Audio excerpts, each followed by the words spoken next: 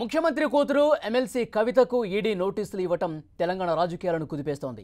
Liquor స్కామ్లో ఆమె పాత్రపై సూటిగా ఆరోపణలు చేస్తోంది బీజేపీ. ఇది బీజేపీ బీఆర్ఎస్ డ్రామా అంటోంది కాంగ్రెస్.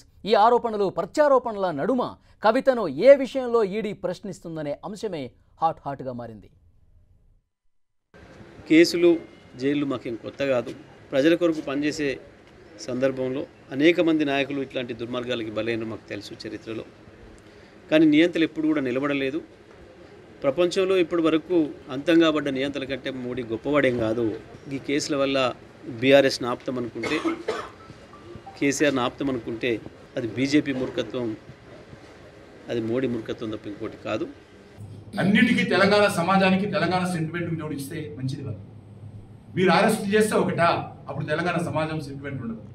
మీరు అక్రమ కేసులు పెడితే ఒకటి, న్యాయబద్ధంగా చట్టబద్ధంగా పొరపాట్లున్నాయని గుర్తించి నోటీసులు ఇచ్చారు. ఎవరు అరెస్ట్ చేయలేదు. అందరితో పాటు మనం సిబిఐ పని అండి, సిబిఐ పని కానీ ఈడీ పని కానీ మేము పెట్టిన సంస్థలు కావు. నరేంద్ర మోడీ గారు పెట్టారు ఈ సంస్థలను. గతంలో కూడా ఉన్నాయి, గతంలో కూడా అనేక కేసులు చేశారు.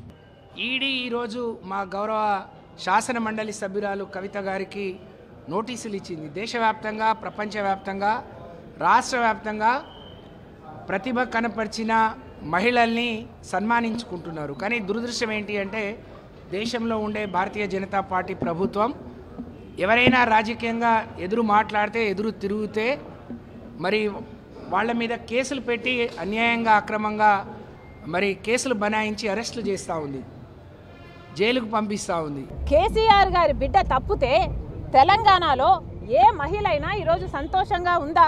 ఆడగయ్యుండి ఈరోజు తెలంగాణ తలదించుకునేటట్టు లిక్కర్ స్కామ్లో ఇన్వాల్వ్ అయ్యింది అంటే ఇక ఏం చెప్పాలి? అసలు కొంచెమైనా అసలు బతుకమ్మ ముసుగులో ఏం చేసిందమ్మా ఏమా అంటే లిక్కర్ స్కామ్ చేసింది.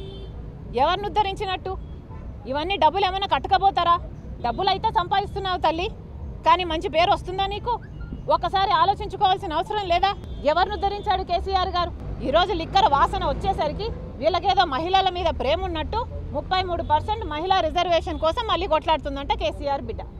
ఏమైనా అర్థం ఉందా? కేసీఆర్ గారు కానీ, కవిత గారు కానీ బీజేపీ పార్టీకి సరెండర్ కావాలనేది వాళ్ళ ఆలోచన.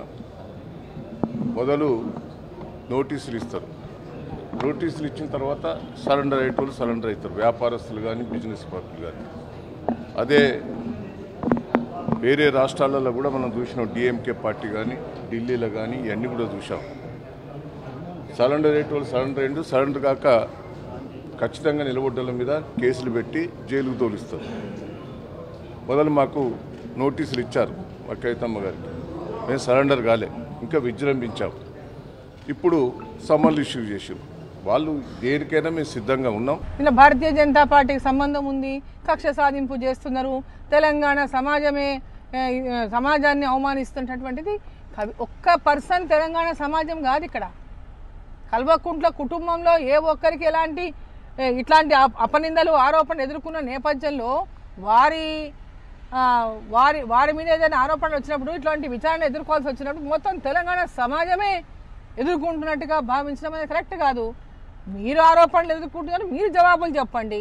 కానీ తెలంగాణ సమాజం అంతా ఏదో దీనికి పాల్పడినట్టు అందరి మీద ఎదురుద్దడం అనేది కూడా కరెక్ట్ కాదు. రేపు 10వ తారీఖు నాడు మహిళా రిజర్వేషన్ 33% తీసుకురావాలని చెప్పి ఢిల్లీలో దీక్ష ప్లాన్ చేస్తూ ఉంటే రావాలని చెప్పి ఇవాళ మరి నోటీసులు ఇచ్చి రేపు హైదరాబాద్ మన ఢిల్లీ రమ్మని నోటీసులు ఇవ్వడం అనేది కూడా గర్హించదగ్గ విషయం. దీన్ని మనం అందరం కూడా ఈ మహిళా దినోత్సవం రోజున ఖండించాలి ముక్త కంఠంతో అని చెప్పి మేము అడుగుతున్నాం. ఒక మహిళగా సోనియా గాంధీ గారిని సిబిఐ ఆఫీస్కి పిలిచి విచారణ చేసే భారతీయ జనతా పార్టీ నాయకత్వం కవిత గారి ఇంటికి వచ్చి విచారణ చేస్తున్న విషయాన్ని గమనించాలని కోరుతున్నాం. నిజంగా భారతీయ జనతా పార్టీ చట్టంలో తగిన చర్యలు తీసుకుంటున్నారంటే కవిత గారి పేరు ఇన్నిసార్లు ఈడీ ఎన్ఫోర్స్మెంట్ నివేదించిన తర్వాత కూడా ఎందుకు తగిన చర్యలు తీసుకుంటలేరని అడుగుతూ ఉన్నాం. బీజేపీ, టీఆర్ఎస్ పార్టీ కలిసి ఇదంతా కూడా ప్రజల దృష్టి, ప్రజా సమస్యలు మళ్లించడానికి ఆడుతున్నటువంటి ఆట.